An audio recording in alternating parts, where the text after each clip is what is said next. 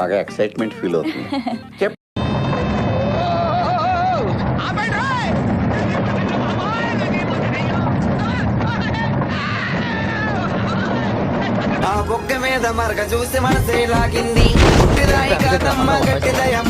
So ఇట్లుంటుంది friends, మనం prank చేసి నేను ముందే గెస్ చేసి పెడుతున్నా చూడండి, అంతేనా?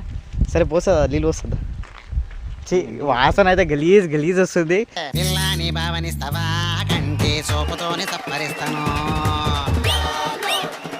ఎట్లా అనిపిస్తుంది చెప్పు? ఇంటికి మొత్తం గలీజ్ గలీజ్ అయింది.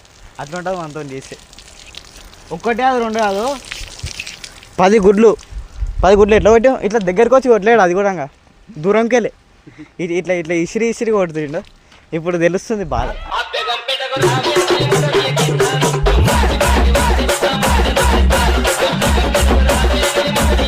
అంత పూర్తి మాకు గుర్తుపెట్టుకున్నావు సార్.